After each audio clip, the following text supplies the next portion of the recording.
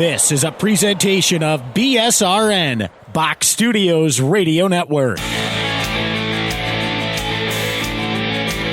The Power Play Post Show is on the air, covering minor league hockey since 2003, and now covering the Binghamton Black Bears with news, reactions, and in-depth interviews only heard here. And now from the Box Studios in Kirkwood, New York, here is your host of the Power Play Post Show, Bob Howard. And hello, everybody. Welcome to another edition of the Power Play Post Show. This is the show for July 10th, 2025. This is season 14, episode number 73. And this is episode number 512 in the long-running podcast that is the Power Play Post Show. Hello, everyone. I am your host, Bob Howard, and she is Taylor Welch. And welcome back to another edition of the Power Play Post Show. Now, since the last time we talked to you guys, there have been some crazy thunderstorms, severe weather here in Broome County. If you're listening, if you had, trees down on your house or on your cars or, tree limbs all over your yards, trust me, I feel your pain. The Power Play Post Show, Box Studios here in Kirkwood, New York. We were pretty much surrounded by down everything. Tree limbs right up the road, power lines down. My backyard is littered with tree limbs, which now this upcoming weekend, I'm going to get out to the front yard across the road from me, where normally I would step out of my front door. I would see trees. There is now a big gapping hole that they are no longer exist, and I can just see the field on the other side. So if you dealt with that, completely understand. I'm with you. And hopefully everybody is safe and sound. Taylor, what about you guys? Any down trees, any damage your way from these storms that came through? To my knowledge, nothing happened in Whitney Point. I was actually at my parents' house, which is in Warren Center, PA, and it rained really hard. But other than that, there was nothing. Yeah, we had hail. We had definitely hail.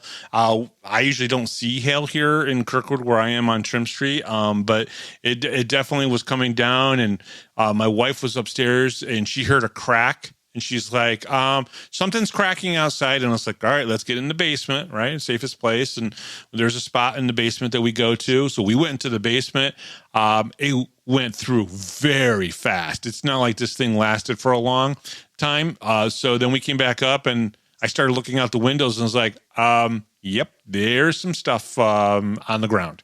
And there was stuff covering our road. People couldn't get past. And so yeah, we had a lot of we have a lot of cleanup to still do. Thankfully, our house was not touched, but around the house was definitely touched. So that was pretty interesting.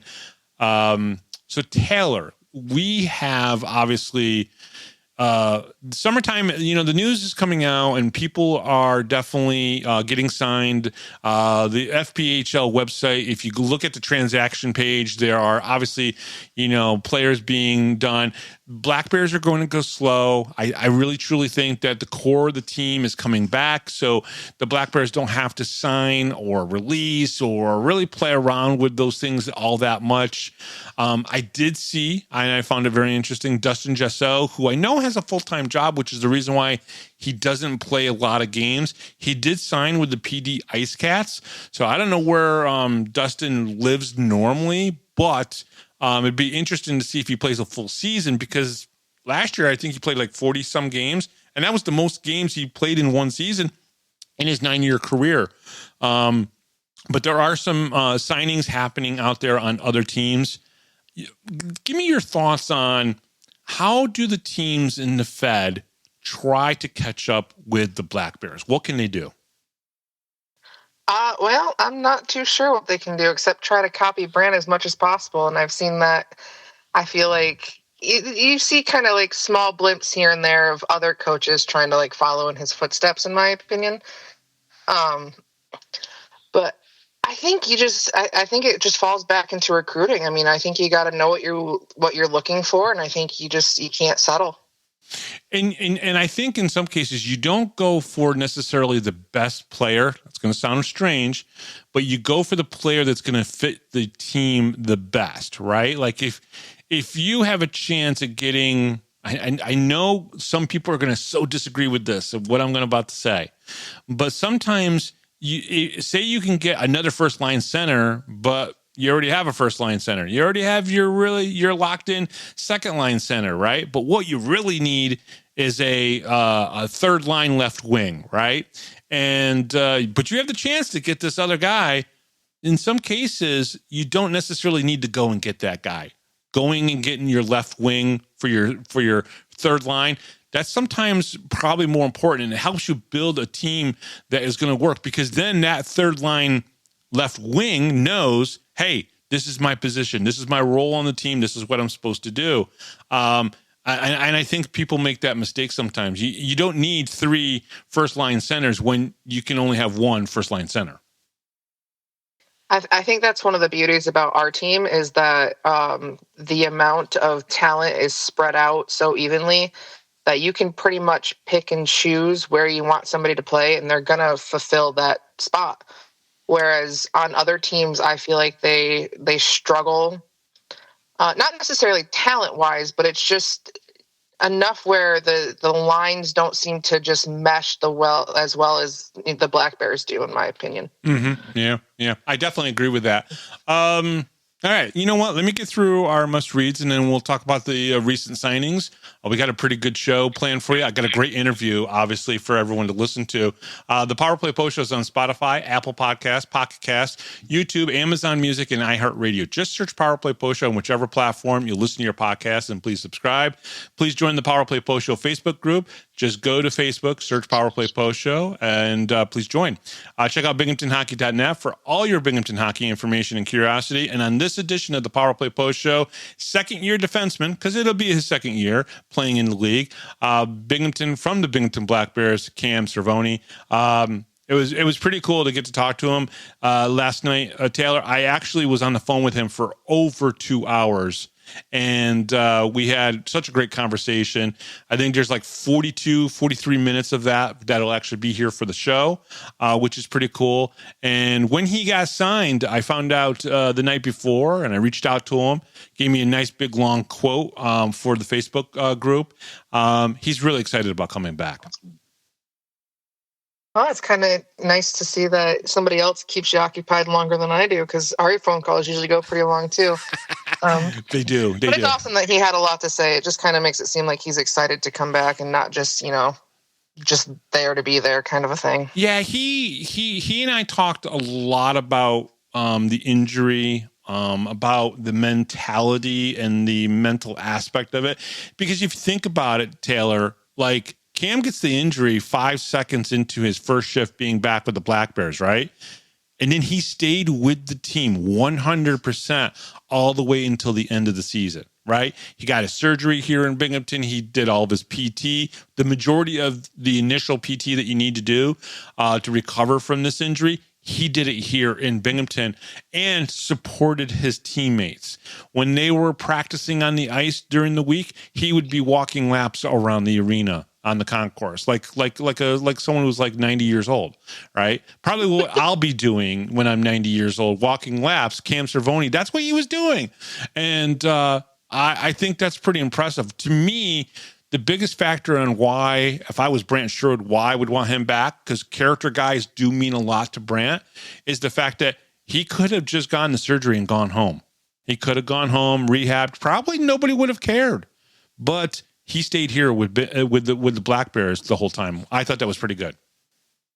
Yeah, I think it's nice to see that they stick around kind of through thick and thin, through all of it, honestly. Are you surprised? Not really. No. Maybe surprised that he was the next signing, but not surprised that he signed again. Okay. If that makes sense. No, that's fair. All right, so the Black Bears signed Timothy Kim, our first new signee of the season. Kim is a 21-year-old forward from Vancouver, British Columbia.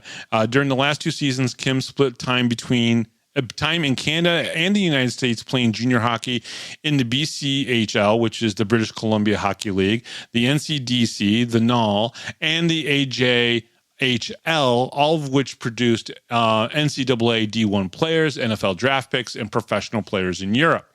His latest 2 stops included Idaho Falls, the Spud Kings. I love that name. That's great. Why not? And the White Court Wolverines. Kim had 21 points in 21 games with the Spud Kings and 12 points in 12 games to finish the regular season. In the AJHL, Kim scored 3 goals and had an equal amount of assists in 9 playoff games.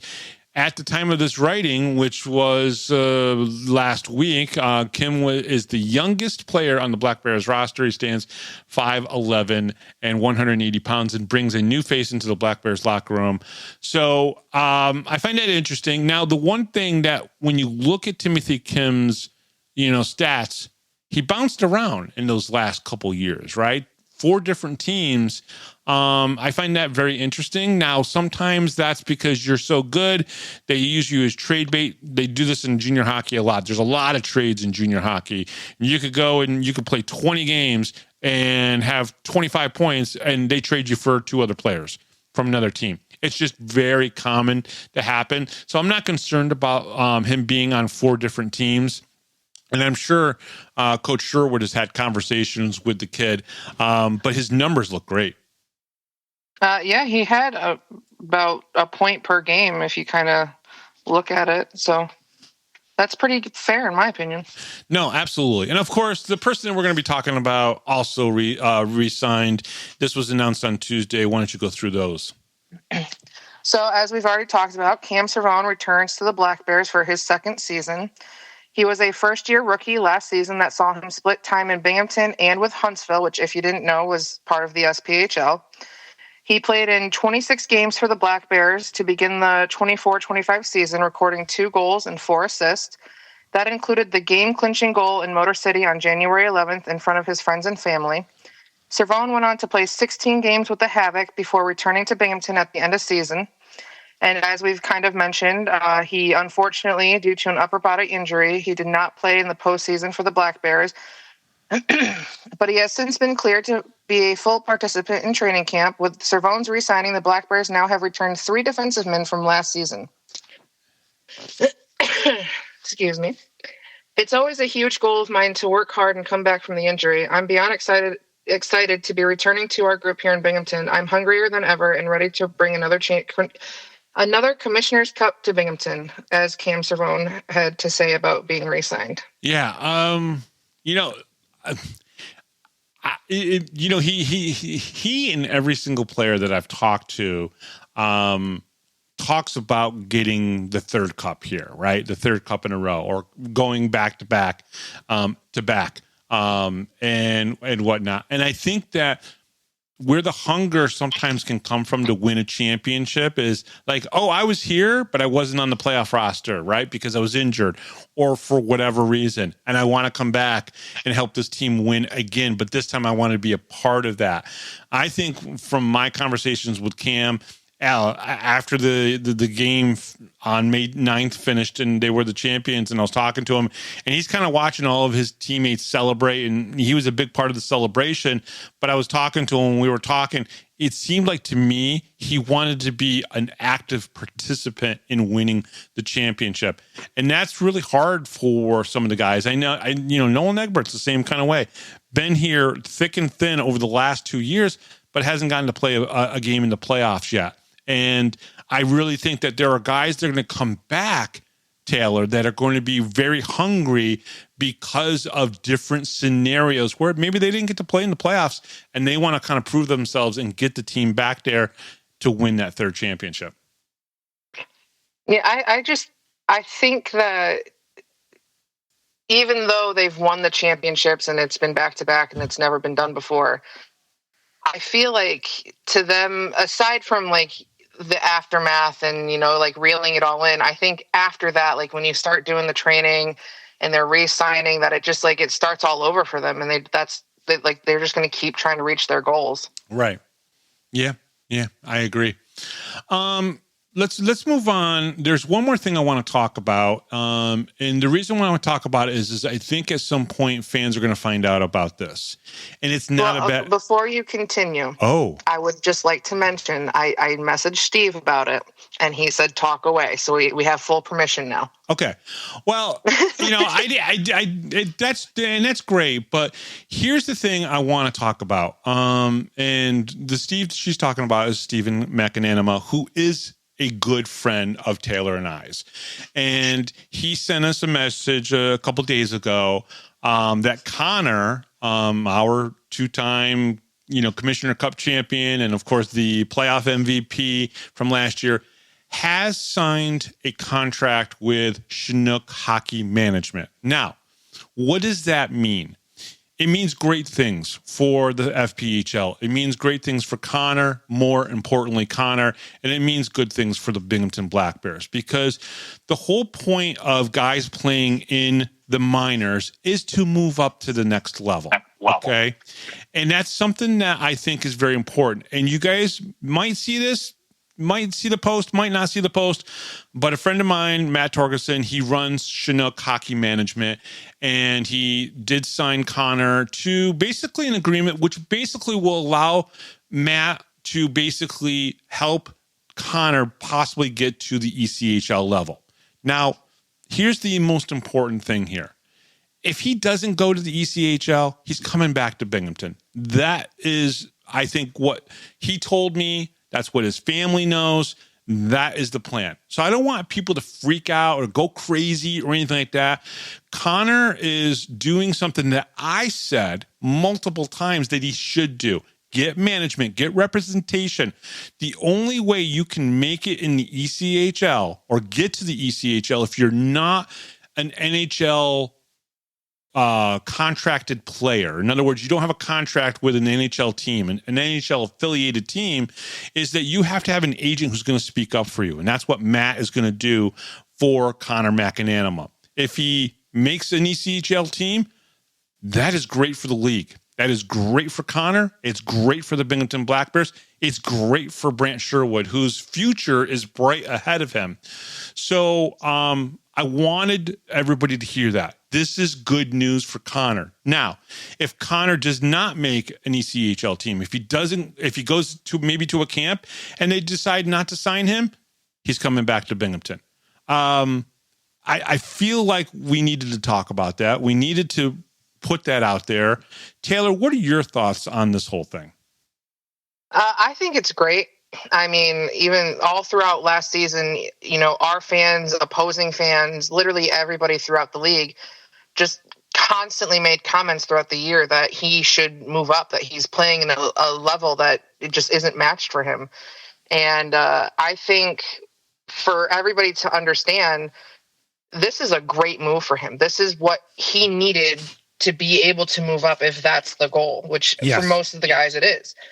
But I also think for Connor to leave Binghamton, where he is basically people are kissing the ground that he walks on because he's just that amazing to us, it's got to be a good deal. It's got to be something that he's going to excel in, or he's not going to take it, in my opinion. I agree. I could be wrong. That is entirely my opinion. I agree with you 100%. I don't think he goes to the worst team in the ECHL, because I don't think that would be good for him. I think going to the ECHL, playing 30 games and winning only 3 or 4 games, that's not the move. And I think Connor's smart enough to know, wait, this is the plan that you guys have for this team. I don't know if that's the right thing for me. I can go back to Binghamton and win 30 games again.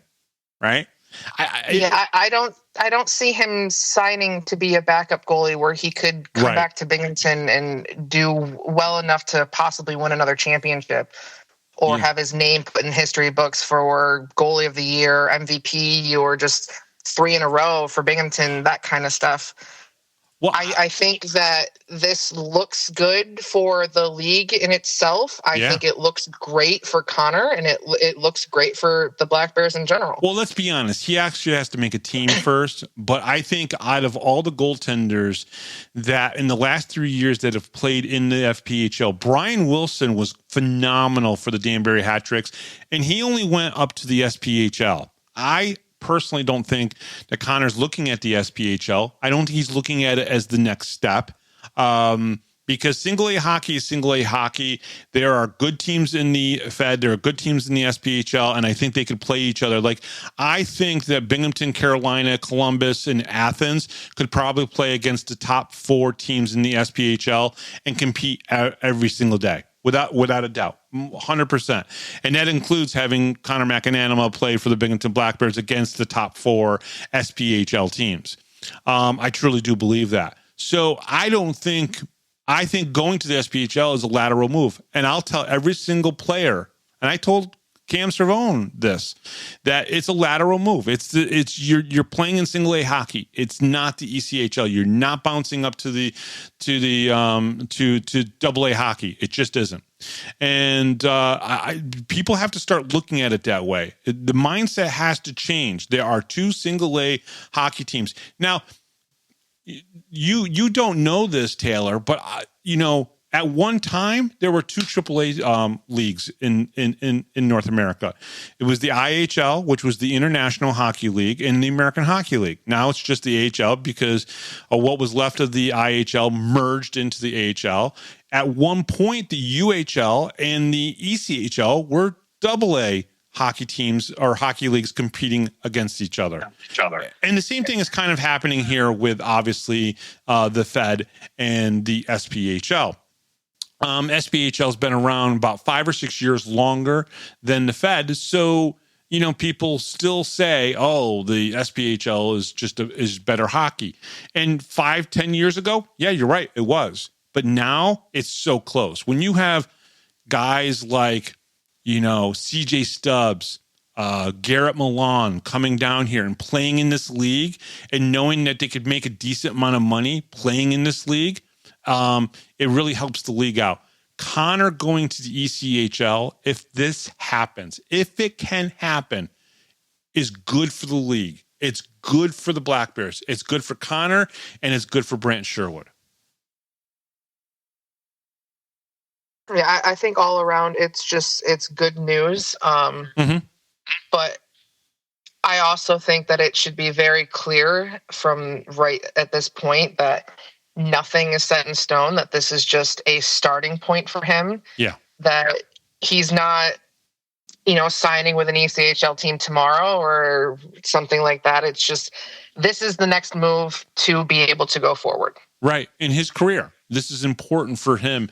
And there was no way he was going to ever get to the ECHL unless he signed a management type of contract.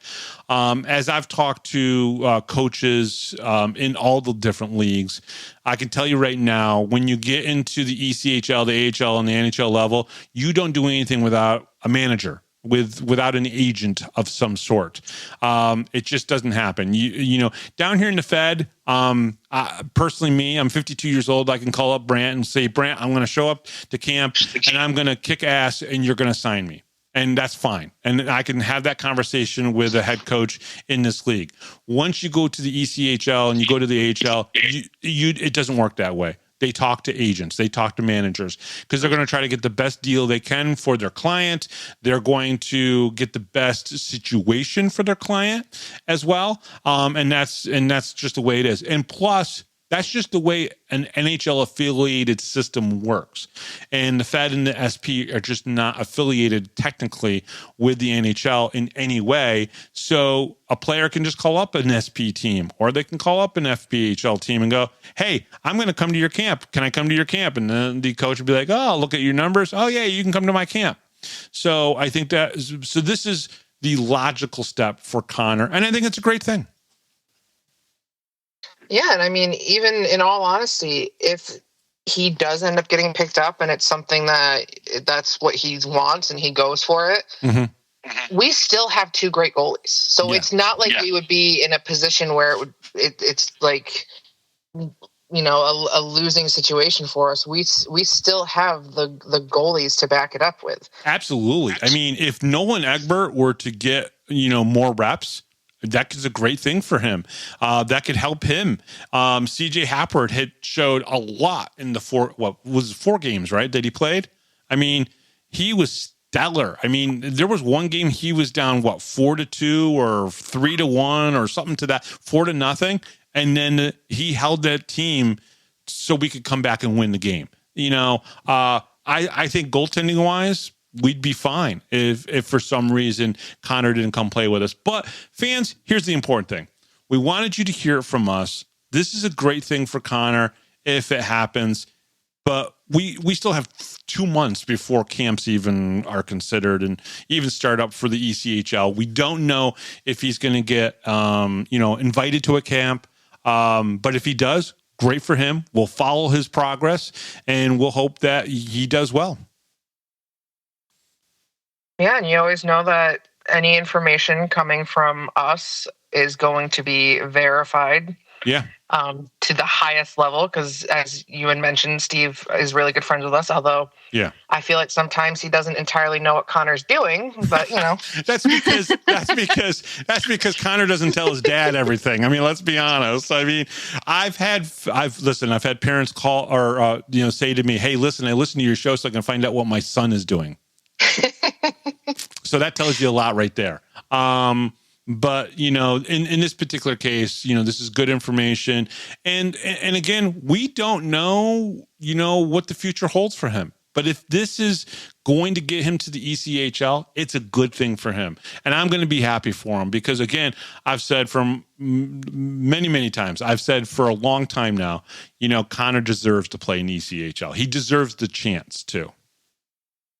Yeah, I remember talking last year with Steve about getting him an agent. So yeah, and he said that it was totally up to Connor on what he wanted to do. So I do appreciate that aspect where where Steve just kind of like sits back and lets Connor kind of forge his own way and kind of make it himself, and he's just there to support him. I think that's awesome.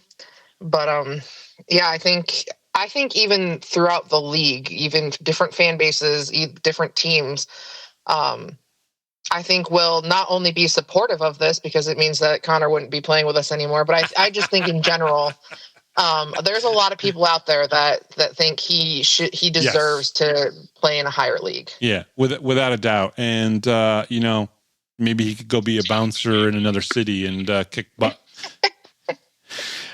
Well, to me, that's what he is. He's a bouncer. He's the bouncer of the Binghamton Black Bears. So, because he legit was bouncing. Like so many of these guys sometimes have to have another job.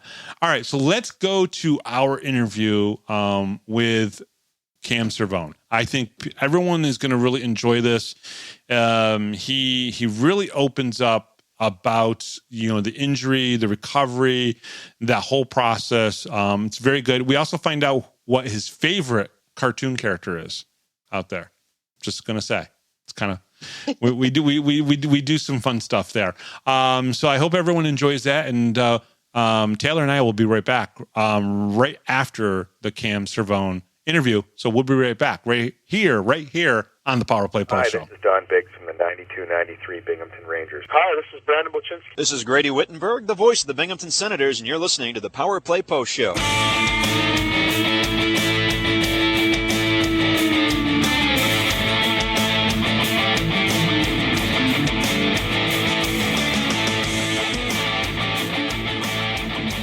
Here is another Power Play Post Show interview exclusive with Bob Howard. And welcome back, everybody, to the Power Play Post Show. I am very excited. Well, I've already been talking to this guy for the past hour before we started recording here. And earlier today, the Binghamton Black Bears did announce that Cam Cervone was re-signing with the club. And of course, that's the gentleman I'm talking to right now. Cam, welcome back to the Power Play Post Show. It's great to talk to you. Well, it's great to be on, Bobby. Thanks for having me on. Yeah, we got nothing really to talk about now because we just literally talked for the last hour. It's kind of funny too. It's kind of funny too because you're from Rochester Hills, Michigan. I'm from Binghamton, New York, basically. And, maybe our two towns are completely different. One, you're a suburb of Detroit. We're a suburb of nothing. Realistically, we have a lot of trees. We have a lot of trees and hills around us. But maybe a little bit different. But you and I very much, kind of get along and have a lot to talk about, which is pretty cool. Of course, we always do. We always have great conversations, Bobby. It's always been great to talk to you. I feel like we can just ramble on about anything. Yeah. Well, I want to talk about one conversation that we had on the night that the Black Bears won the championship. You and I were talking on ice a little bit about your future, right? And I think you're the sixth guy here to sign with the Binghamton Black Bears. Why was it the right decision now? Because you and I had this conversation and I said to you, hey, maybe you just need to play with Binghamton for a full year because look at the success that the team had. And you were part of that success, obviously playing 27 games with the Black Bears. 26 were healthy games, and 27 was, it was a shift. It counts. But we had a conversation about you playing here, right? And being in Jersey's system, and maybe that's a good route to maybe make it to the ECHL someday. What did you think of that conversation that you and I had after we had that conversation? Because I know maybe I was being a little preachy or something to you, but I was kind of really encouraging you to play here and play in Jersey system. What was your thoughts of that conversation that you and I had afterwards? Because the mindset of a hockey player on where they go, when they go, and where they play is very important. For sure. Obviously, I do remember that night we were chatting, and I know you're definitely giving me a lot of persuasion to get back into Binghamton, and I appreciate that. It was all good conversation and fun, but no. It's real simple. Why wouldn't I want to come back to Binghamton? Yeah. Even though I wasn't able to play, obviously, with the injury, just to see, what really was made it all about is even just being in that, first of all, dressing back in the gear first time in 6-7 weeks, to get ready to go on the ice to celebrate our championship, and just we're looking at the crowd and just how amazing the atmosphere was in the building, and just kind of, it almost brought me speechless of oh my gosh, first of all, we're about to win a championship, and second, just to me, it was just this is what Binghamton hockey is all about. Just seeing the passion within the fans, and passion within the guys on the ice, and just to, obviously with the injury, couldn't be out there to be a part of it, but it just to be a part of it, throughout the whole season. And I guess I get a little speechless even talking about it, but it just realized how special this play, Binghamton was. And what Binghamton hockey is all about, and what Binghamton Black Bear hockey is all about. And like I said, why wouldn't I want to come back to Binghamton and and play for Jersey? Jersey is an unbelievable coach, and not just an unbelievable coach, he's an unbelievable person. Gets to know you on a personal level, and always have great conversation with him, and to everyone in the locker room, and every single one of those guys are, unbelievable people, and even the equipment guys, Dylan, Aiden, Jeets, Chris, everyone in that locker room, and obviously shout out to Elise. She's been helping me through, the injury process too. And just everyone a part of the team. And obviously, it's such a family culture, and we have such an unbelievable culture. Why wouldn't I want to stay? Why did you stay after the injury? Why did you stay after the surgery? Why didn't you just go home and rehab? What kept you in Binghamton and ride it out through to the end? Well, obviously, another shout out to Jersey, just kind of, he told me, you're always going to be a part of this. I want you to be a part of it. Obviously, dealing with the recovery, but, while recovering, be a part of the, you're still part of the group, be a part of the group. And, obviously not when you're going through an injury like that, it's obviously you go through your ups and downs, your good days and bad days. But, there really wasn't many bad days when you're around that group in the locker room. And, guys are, always saying, hey, how you doing? Checking on me after surgery. How was surgery? And it just, like I said, speaks for our culture in the locker room of what, how we take care of each other through no matter what. And I know those guys would be there, be there for me through it all, as I would be there for them through it all. And like I said, just a real special culture. And definitely, I wanted to stay through it all and still be a part of it. It's still, at the end of the day, it's still, I'm still part of the group, and wanted to be a part of it all through it all, and supporting the guys, through it all too. And I was definitely happy with how everything went at the end of the year, even though the injury, it was tough, but I'm happy I got to stay and experience it all with them. Cam, how hard is it mentally to have a season-ending injury when a team is doing what they're doing? You just returned. It was one shift. I don't think it was a horribly dirty hit or anything on you by the other player. I think it was just like, bam, it happened. It could have happened another way. That shoulder could have given out, on a different play. But how hard was it for you mentally to have that happen? Yeah, definitely. Definitely was not an easy time for sure. Obviously, when it happened, I think it was just, the perfect thing to happen. I've taken hits like that millions of times, and it's just that one time. It is what it is. And obviously, knowing when it happened, I felt something was off, and tried to get back to the bench right away. But obviously, I had to stay out there and make sure the play wasn't coming back, and got to the bench and knew something was off. And then obviously Elise comes down and said, "Yeah, you're done. You're done. Go to the locker room." And skating back to the room, and then my first thought was like, "Oh boy, I'm skating in front of 4,000 plus. Obviously I'm gonna have the spotlight on me. Everyone's gonna be like, 'What's up?' and everything." So I'm like, "Oh gosh." But then second of all, go to the locker room, and just I knew something was wrong, and obviously kind of had that feeling. I'm like, this probably isn't a good thing. And obviously in the moment you're obviously, especially, the circumstances. I just got back, coming back from Huntsville. Yeah. I was super excited to be back in Binghamton.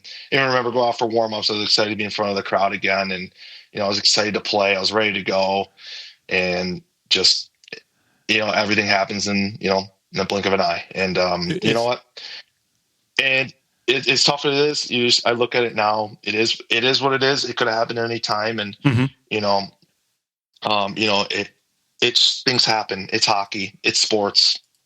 Injuries happen. And I knew I was going to heal from this and, come back stronger than ever. Yeah. And, you know what? And it's obviously you have your hard days, you have your good days and your bad days. But, there's been a lot of good days with this, and obviously just trying to stay positive, and I've been through positive the whole thing, and things are getting better. So which is important.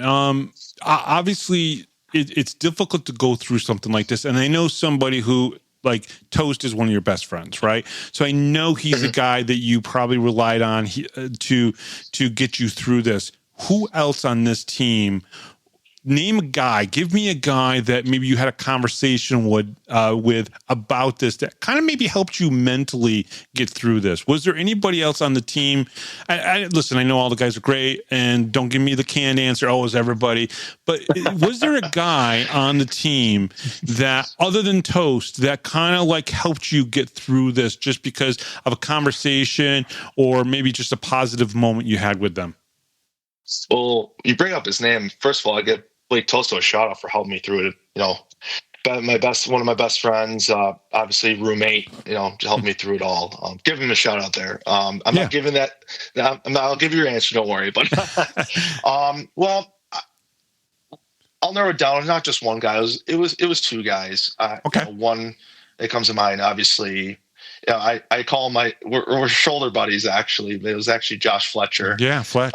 Being shoulder buddies, I call us, But and then another guy is Don Oliveri. Really? Very similar injury to me in the AC joint, and he was actually a guy. I was able to he was able to help me through it. Just kind of, hey, here's what to do, not to do, type stuff, stuff, and just kind of talking me through it. And I can't thank Don enough, for giving me the advice. Obviously he's been through it all, in pro hockey, and just kind of listen. Obviously he's a guy you're going to listen to for anything, right? So, and he's an awesome person too. Don's awesome. And so I can't thank him enough for that. And obviously Fletch, he was going through, working very hard to get back, with his shoulder and just kind of talking to each other through our stuff. And he's giving me advice too and asking me how I'm doing and everything. And obviously Fletcher's a guy. He's an awesome human being as well. And just kind of going through different shoulder circumstances, but similar, obviously. Yeah, I was going to say his injury is a little bit different than yours, correct? Yeah, a little bit different than mine. Yeah, not that you need to get into the injury. We know it's upper body. Yeah. Okay. Sorry, Jersey, but it is July 8th. Nobody's tracking this at the moment, hopefully. I don't think there's like a little guy in Danbury going, oh, okay, so Cam Cervone. All right, let's write this down. But because I think that's important. I think it's important that on a team that wins back-to-back championships, that there are leaders on the team that are going to reach out to the young guys. Because you were a first-year pro, right? And this happened in your first year in single A hockey. And, there's probably, a lot of guys who would have gotten this injury and gone home and said, all right, I'm done. You know what? This is not worth it. And yet you were able to get leadership and guidance and friendship really is really what it comes down to as well, from Fletch and from Toast and maybe some, great points from Don Oliveri. And then basically Brant Sherwood made you feel like we want you here, even during your recovery. That's got to be huge as well. For sure. And, just to feel wanted in the room is awesome. It was just, obviously feel part of it. And it just obviously helped with the mental spirits as well. And I was still coming to the rink every day. Obviously doing the normal thing, just coming to the rink every day. I came with Toast and it was just like a normal day, except I wasn't going on the ice or working out. But I was walking on the concourse a lot during that time. Obviously. You told me about this. I was doing that. Then as I progressed after the jump on the treadmill, just started, just to move. It's just nice to move. And then I'll do a nice little sauna as well. And that was fun. Just, to stay active. And obviously, mentally for me, it's like, okay, obviously it's a far ways away, but in the back, I'm getting ready to come back. I'm going to come back stronger than ever. And now's the time to start. So that's what's always in my mind. It's like, what am I going to do to be 1% better so I can come back ready to go for the next season? How's the shoulder now? Everything's going well. Shoulder is progressing very well. I basically am almost back to full range of motion. Nice. There's still some stuff, obviously still going through PT. Not everything's not perfect, but perfect. Yeah, I should say. But everything's progressing very well. Basically was about a couple of weeks ago, was fully cleared to do everything besides join any contact drills, off ice, on the ice. And speaking of off ice, I'm training and weightlifting and gradually getting into that. And basically a full go, just no contact. Yeah. And so it's basically things are back to normal. Just can't jump in a game just yet, which it'll come soon. Now, when you're talking about a game, you're talking about like an off season kind of game where pros get together, maybe a couple college kids, maybe if they're also in the area, that will kind of come together and kind of play a little bit of exhibition hockey just to work on some skills, right? Yep, correct. Yeah, it's that'll come in a couple of weeks here. Obviously, there'll still be no contact, but just obviously to get to get ready for that, to obviously take things gradual. Mm-hmm. And I'm excited to obviously join in that. I'm a competitive guy too, and obviously want to compete and get ready for the season. So, and we have a good group with our guys. Some ECHL and some AHL guys, if I remember correctly. Yep, some AHL, ECHL, SP, and FPHL guys. That's awesome. It's awesome. We have a good group, good Fort Michigan guys that we get together and skate, and we're all good friends, and we have a good time, right? And it's summer. We're all trying to get better and push our games, but it's always make sure we have fun out there too, right? So, Cam, I've talked to a lot of you guys, and especially with the off summer practices that some of you guys will have with all the different pros. Some of the guys that play in the NHL have actually played in some of these, skill sessions or sessions, whatever you want to call them, exhibition games in the summertime. I know CMAC has talked to me a little bit about that. I find it really refreshing that just because you're a single A hockey player at the moment, or you're a double A hockey player at the moment, that AHL guys and NHL guys don't come all together and say, hey, listen, we're just hockey players. Let's all get together, practice, play. It's good for all of us to come together and to practice together, maybe weight train together, regardless of the level. You guys are all hockey players, and you just look at it that way. I find that very refreshing. 100%. And obviously, and a lot of us too, in no matter what level, we all grew up with each other, right? And friendship since we were. I mean, one of my good friends, Jonathan Gruden, he's with the New Jersey Devils organization, and just be able to get together with him this summer. We used to train together, and he's obviously NHL contract. He's still.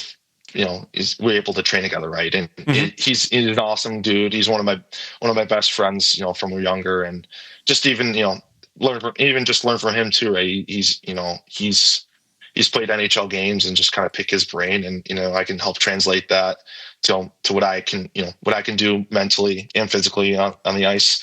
At least try to do, but yeah, it's helpful, right? And and he understands I'm trying to learn too, and.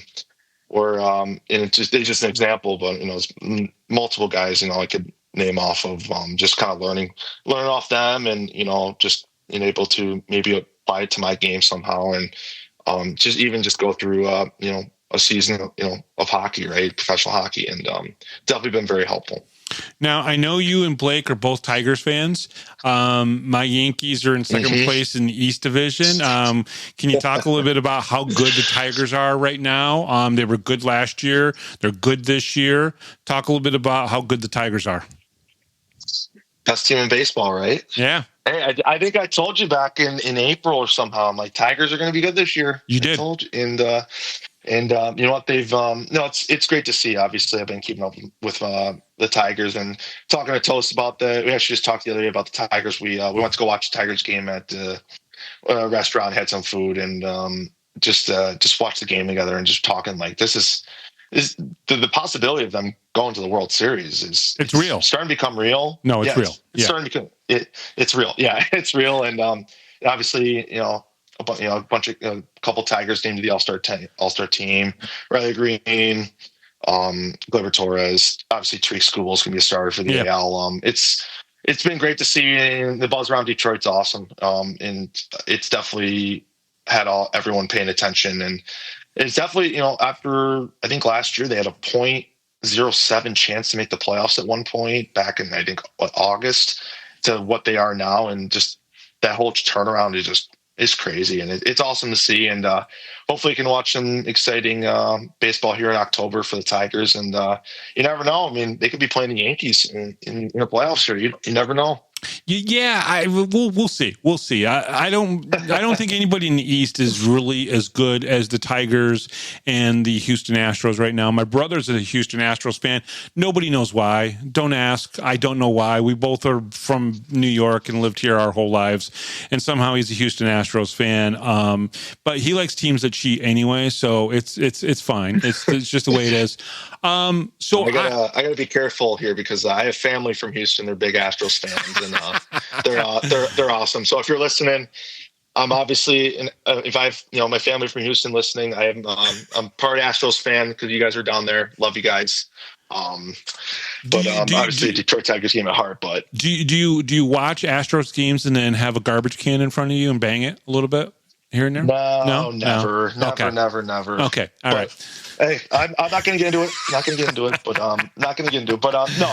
Like I said, I have family from Houston, so they're big Astros fans. So I'm not going to say anything. So I know there's a few fans that listen to the show that are Astros fans. So if they're out there listening, please continue to listen. I'm a Yankees fan, and I'm bitter because we haven't won since 2009. I know that's not saying much, but we expect to win every year, and when we don't, we get bitter and angry, and we're getting more bitter and more angry every year. Cam, there is some reports out there. I think I've seen some pictures and maybe some unsolicited videos. You were in Florida for the Stanley Cup final? I mean, there really wasn't any pictures or video, but I will just say this. I was going to say, where's this coming from? you were there when the Panthers won the Stanley Cup. Talk a little bit about that experience, because that sounds pretty cool. Tell people why you were there, first of all, and about the experience. For sure. Yeah, no, that whole experience was a whirlwind. I was actually down there with my family. So I'm actually selling travel with my parents' travel agency this summer. So I'm getting into that, and it's been awesome. So I was down in Fort Lauderdale for a work conference, networking, stuff like that. And obviously something I am interested in getting into the travel industry after I'm done with hockey. And down there networking, and had the opportunity popped up to go to the Florida Panthers Game 6 Stanley Cup Final. And my dad and I went, and it was an unbelievable experience. Just walking to the arena and seeing the atmosphere in Florida. You would never, probably, if you guessed 10, 15, if you had to think 10, 15 years ago, you would think the Florida Panthers had that atmosphere. You'd probably be looking at me like crazy. But just, not a Florida Panthers jerseys, Kachuk jerseys, Barkov, Ekblad jerseys. I'm like, oh my goodness, this is crazy. This is hockey heaven tonight. Literally, It was hockey heaven that night. And just to go to the game, see, and it's I think it was Emirates Bank Arena, Emirates Bank Center, something like that. But very cool arena. Another arena to check off the list to NHL rinks. But the whole, just to be at the Stanley Cup Final, it was you could sense the aura in the building. The cup was in the building, and just kind of was able to take it in, especially with my dad. Just having an experience like that with my dad was unbelievable. And the game was definitely electric. It was loud in there, and obviously you get to see Sam Reinhart score 4 goals and Chuck score 1, and oh my goodness, it was crazy. And then obviously on the other side, to see Connor McDavid play live is unbelievable. The guy's in a league of his own. And and then obviously see Florida win it, to see everyone. It was just a very cool experience. I was glad to just kind of soak up the moment, especially with my dad. And it's something we're going to be able to talk about forever. Yeah, when you talk about seeing Connor McDavid live, I personally think that when you see great players play live, completely different than seeing them on TV, right? Because you're seeing it through the lens of a cameraman who has a director in the background who's editing what you really kind of see. But when you can watch a player live, and you see a great player like that live, you see different things, and you go, oh, wait, why am I doing that? Why am I not skating that way? Why is my edge not like, you know what I mean? It's like you see things a little bit differently when you watch somebody live. When I watched Ovechkin play live, I'm like going, I could have never done some of the things that he was doing on the ice when I was actively skating, in high school. No way. Not even close. Not even remotely close. You see things differently, don't you, when you watch somebody live? For sure. Especially being just in the rink, the whole game just feels a little different than it is on TV. And obviously to see, a player like McDavid just kind of be able to, we were up a little higher for that game, just to kind of see him turn that speed up, and just even from a little high up, it's quick. Yeah. And he's just, obviously he's one of the fastest players in the NHL in the world, for gosh sakes. And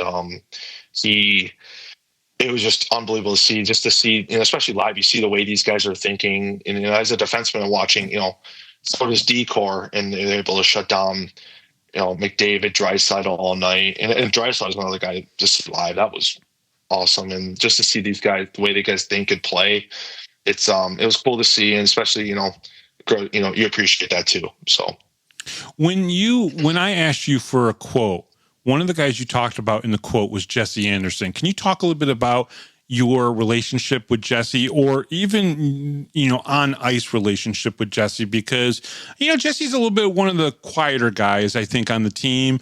Obviously will stick up for his teammates on the ice, and we've seen him drop the gloves and whatnot, but he's also a forward that kind of turned defenseman.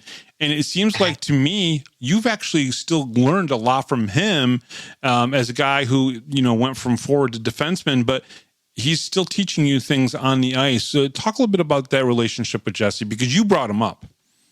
Yeah, it's actually funny enough. We just talked about a week or two ago, just to catch up on everything for the summer, right? And Jesse's an unbelievable guy, and we have a good relationship. Talk, especially come to the rink every day. I see him, just say hi, talk, chatting for a little bit, and just about life and anything in general. And no, just on the ice, especially we played together for most of the year last year, as a deep partners, and just being able to, from the start, I thought we meshed really well. We complement each other's games, and just kind of, learning from him and way he thinks the game, especially coming from a forward to a D. It's the way he distributes the puck, moves the puck, gets up in the play, and I was kind of just watching, just kind of be like, oh, I can see what he does, and just kind of like, oh, it's something I can learn and try to do right. And it's it's just good to and then chatting obviously on the bench during practice, and just talking to each other, learning off each other, and more learning from him obviously, but he's he's an unbelievable guy, and just someone who's a very good friend, and he's been awesome. What I love about this team so far is the signings have seen 3 defensemen come back so quickly. Jesse, Dan Stone, and yourself. Going into this upcoming season, I know if an opportunity arises, you might jump on that opportunity. But how important is it for you to kind of cement yourself in that top 4D core for Binghamton coming into camp? Yeah, obviously, just coming back and just keep playing the way I can defensively, and just play my game. Obviously, I see myself as a consistent, steady defenseman that is very good defensively, win puck battles in the corner, can distribute pucks north to our forwards, and and when need be, I can jump into play, and when in the offensive zone, I can help offensively, distribute pucks, and I believe I also have a great shot as well, and get pucks on net, and just being confident in the way I play, and I still am very confident the way I play in my game, and just if I keep doing the way things I do to help contribute to the team, I'm excited for that for sure for the year. You do have a good shot. People talked about your shot a couple times last season when we saw you kind of fire back and take that shot. Is it a tough decision of when to, as a defenseman who maybe doesn't score as much? Is it a tough decision to pass the puck to somebody maybe has a great shot and maybe could have a better view on the goaltender, or is it something that just comes with a little bit more practice, a little bit more experience of, all right, when I know I have a shot, I need to take it immediately? Yeah, it's I think just it all goes off reading situations, and obviously. Yeah. If it's the right play, I'm going to get a shot on net. I'm going to. And if the right play is, dish it, make a move with the blue, get it down low to our forwards, and that's the right play. And it's all about making the right play at the end of the day. And obviously you can't, as a DMA, you don't ever want to force plays in general. And it's if there's an opening, great, I'm gonna take it. But if not, I'm obviously make the safe play and get it down low, or make a pass to our forwards, or even a D-to-D over. And it's always about just making the right play at the end of the day, and and not forcing things, because when you start forcing things, that's when things can go sideways. Yeah, no, absolutely. Okay, so just before we started recording, I told you had to think about it, and you've had about 30 minutes now. Favorite cartoon character? Favorite cartoon character? Oh, you're really putting me on this. Yeah, you still don't have an answer here. I don't. I actually don't. Did you watch cartoons as a kid? Did you watch cartoons as a kid? Of course, okay. I did. Yeah, or there had to be a good one. Actually, I did watch a lot of Scooby Doo. I do like Scooby Doo. Well, I brought up Scooby Doo. Obviously, I do. That's what I'm saying. I do like Scooby Doo. I watched that a lot. And now, did you watch the old '80s version or the newer versions that were on? I watched some '80s versions, but obviously a mixture of both. Yeah. No, Shaggy and Scooby are just classics, and even going into the live action movies, it's too funny. The live action movies were hilarious. I will say. I mean, I was worried about it because I know Scooby was going to be like CGI, right? But I still laughed my ass off. And no matter how dumb and stupid they were, I was like, yeah, they're funny movies. I can't help it. What's the rest of the summer look like for you guys? Obviously, you went down to Florida. You were at the Stanley Cup Finals, partying with Sam Reinhart. I heard afterwards, but whatever. It's all good. I mean, I'm just keeping it under wraps, Bobby. Yeah, well, I'm just keep it under wraps. Listen, I'm just happy that you're talking to me at this point. Being the NHL, big fan that you are, that gets all the exposure. What's the rest of the summer look like for you? I know it's training, especially when you have an injury. You're probably, concentrating on getting that shoulder healthy and ready so you are ready to go into camp. But what fun stuff do you have entail for the rest of the summer? Yeah, obviously for me, number one is obviously train, get the shoulder back to healthy, and obviously training all aspects, to get right for the season. But obviously I have some fun things planned actually. So about a week from today, we're actually, my family and I, we're going to go on a Alaskan cruise, and we're flying up to Anchorage. So we do that a week from today. Yep. We're jumping on a cruise, which is great for me. Obviously, starting off in the travel industry, I get to get the experience, and obviously, hopefully, tell our clients one day, what an unbelievable experience it was. And so we're excited. It's our first family vacation since before 2019, I should say, as we're on a Caribbean cruise. So yeah, we're excited. We're the anticipation of going on. We're excited, and it's going to be a lot of fun. And yeah. Other than that, I might take maybe one more trip for the travel industry. Might be taking one more. Might have an opportunity to take another one. But after that, just going to be working. I've been working a lot, obviously, to travel. And I'm also a bartender, too. I work at a hotel bartending. So I'm doing that on the side as well on the weekends. And what's your favorite drink to make? Oh, favorite drink to make? That's a good one. You know what? Actually, what drink I've been making a lot, I think it's fun to make, is an old fashioned. Really? Yeah. It's been a hit at the bar. It's been a hit at the bar that I've been working at, and I've gotten it down to making an old fashioned, and it's pretty cool to make, actually. What's funny is old drinks always kind of cycle around and become popular again. So back in the 90s, in the early 90s, when I was playing in a rock band, I actually was the bartender at our practices. So people would pay us like $10 to get in, and we would have a couple kegs of beer there. And then I would be the one, I'd be the one serving them the beer, and then go up on stage and play, which is fun because we rented a place in Binghamton. It was the whole third floor, and it was just like half of the floor was a stage, and that's where all of our gear was. And then on the back wall was where we always had beer.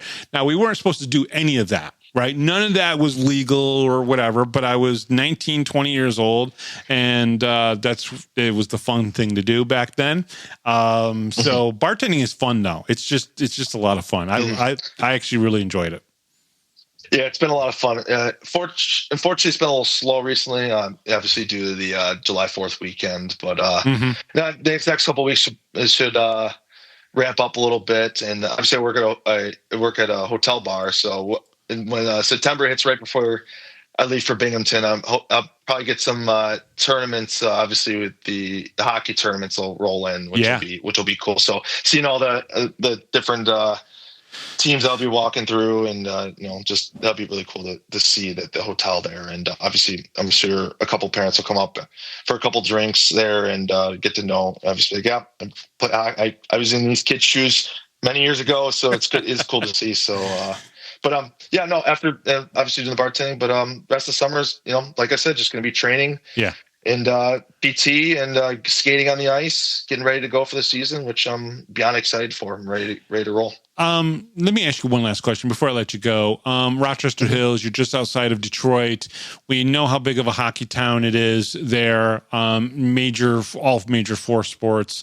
When you came to Binghamton, did you know even remotely close how special the fans and the team and everything was all rolled in together? Did you have any inclination? I think Blake probably told you a little bit, but did you really know what it was going to be like to come and play with Binghamton and have the special relationship with the fans, and to know that, yeah, maybe it's not on the Detroit Red Wings level when it comes to fanhood, but it's pretty damn special here in Binghamton with their fans?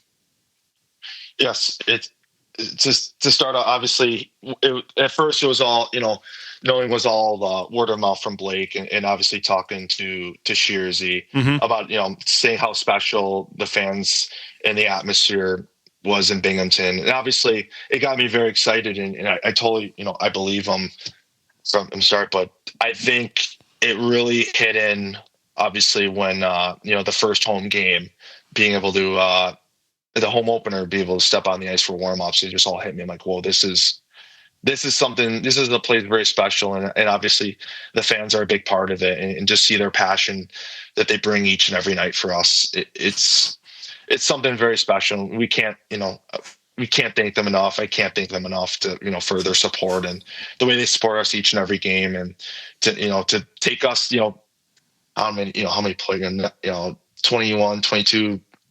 23 guys, and is one of their own, as a Binghamton native, basically is one of their own. And it's, we can't thank them enough, and to make us feel at home. And, it's definitely a very special place to play, professionally. And, Binghamton has some of the best minor pro, fans out there. So it's best in all of minor pro, I should say. So it's awesome. Which is kind of crazy because obviously you being a Michigan native, and there's a lot of great football players, a lot of great hockey players that came out of Michigan, and you spent parts of the last probably really 5 years between Wilkes-Barre, Scranton, and then obviously playing at SUNY Geneseo, and then obviously playing here in Binghamton in this part of the country, right? This northeast part of the United States. So you've gotten to see this area and get to know it a little bit from Wilkes-Barre up to to Geneseo. It's a pretty cool place because there's a lot of hockey fans in this area that maybe a lot of people don't know about until they get here. For sure. Yeah. And especially the last 5 years, being in every, in my spots at Wilkes-Barre and going to school, playing at Geneseo, and now in Binghamton. And now it's been going on 6 years, which is crazy, to think that, oh my gosh, 2020 was 2019, 2020 was 6 years ago. And just to see how the passion there is for hockey in just New York in general, it's awesome to see. And the game is growing, everywhere within the state, you can tell. And the amount of, you see with all the, all the youth hockey players within the Binghamton area, and how passionate those kids are to play hockey. And it's really awesome to see. And, and they're, it's really cool that, they share the same passion for hockey as we do, up to the professional level. And it's really, really cool to see. And it's awesome to see how everything's evolved, especially seeing with the past 5-6 years. My time in New York. Yeah, that's pretty cool. And they have a pretty good, podcaster too, in this area. So, I'm still trying to find his podcast, but, I hear there's a good one. Is it the Power Play Post Show? Hey, it could be that. I don't know. Maybe. Cam, thank you so very much for coming on, telling us your stories about Sam Reinhart and of course, Scooby-Doo and, your shoulder and the getting better and everything. I look forward to seeing you at training camp. I can't wait to see you and just, say hello again and shake your hand. You're one of my favorite people. You're so easy to talk to. We'd all heard rumors about, the Midwestern guys are just some of the nicest guys. And it is very, very, very true. I got to be honest with you. The Southern Ontario guys and the Midwest guys are some of the nicest guys, without a doubt. But the best thing about Binghamton is that Brant Sherwood has brought character guys into this organization, and that's the reason why they're so liked by everybody. But Cam, thank you very much for coming on. I told you we were going to have a summer conversation, and it would probably be a long one. And the fans are not privy to everything that we got to talk about today, but they got a pretty big chunk of it. But thank you so much for coming on. I always appreciate it. Of course, Bobby, it's always a pleasure to talk to you. And like I said earlier, we always have great conversations, not only just about hockey, and about life in general. And yeah, it's always a pleasure to talk to you. And it as always, thank you for having me on. And, I'm excited to be back in Binghamton next couple months here. And then let's go for a three-peat. Yeah, absolutely. I agree. All right. He is Cam Cervone. We'll be right back right after this, right here on the Power Play Post Show.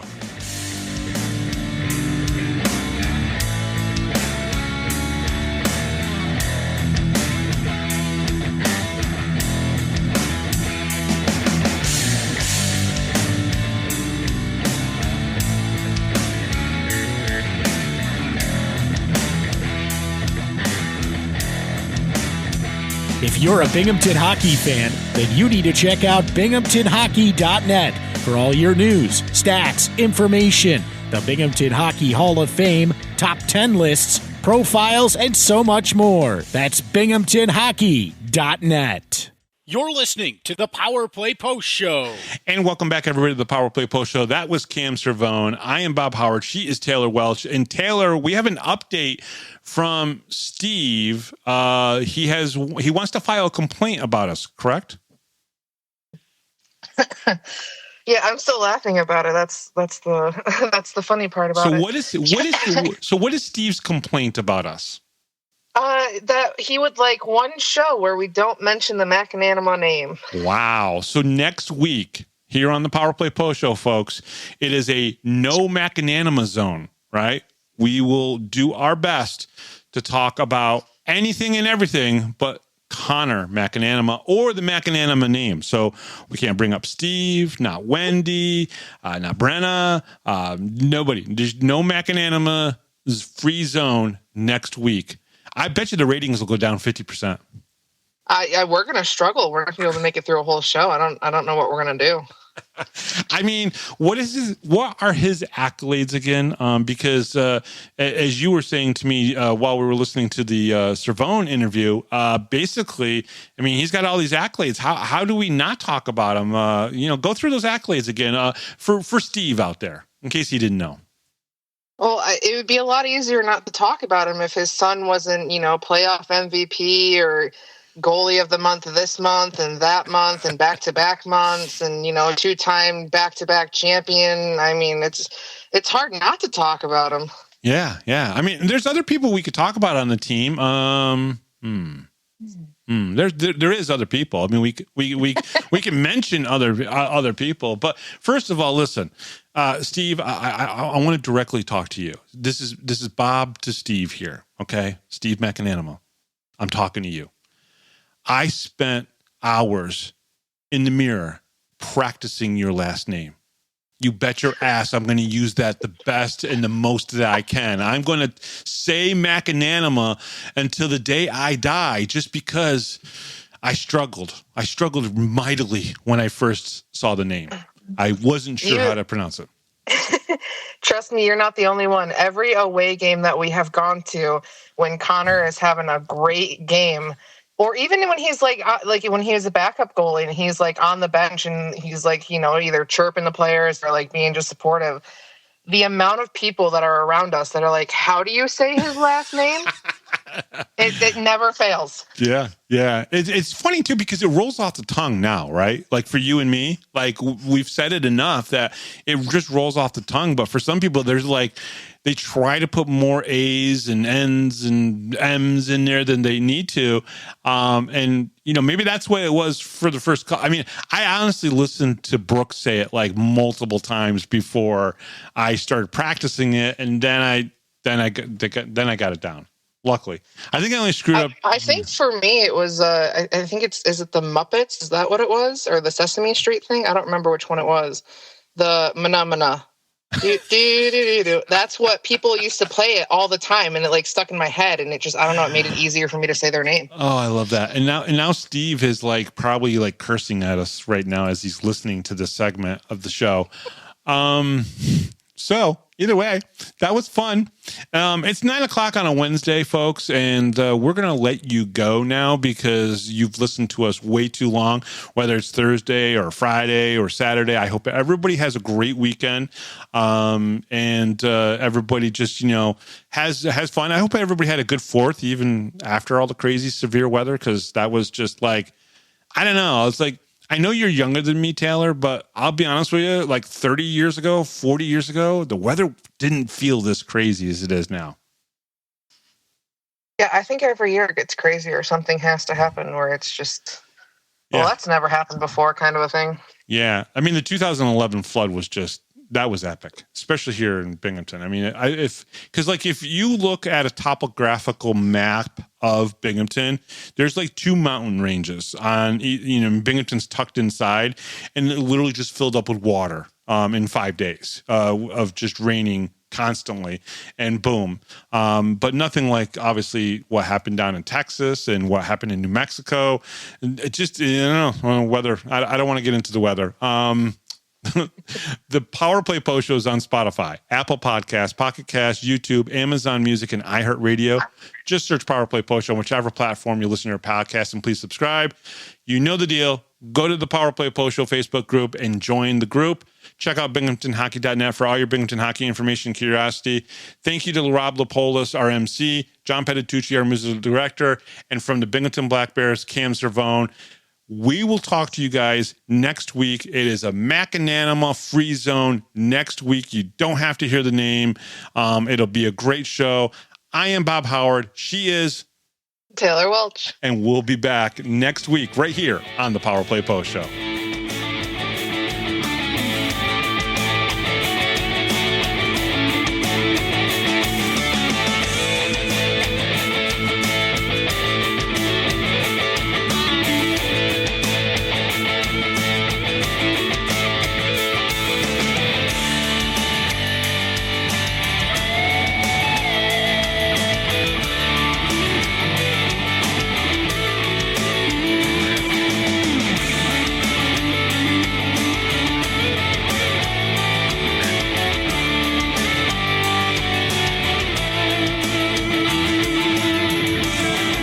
Thanks for listening to this edition of the Power Play Post Show. Be sure to tune in next week to the Box Studios Radio Network for all the latest Black Bears news and interviews from around minor league hockey. The Power Play Post Show would like to thank John Patitucci for all the music you hear on the show. You've been listening to the Power Play Post Show.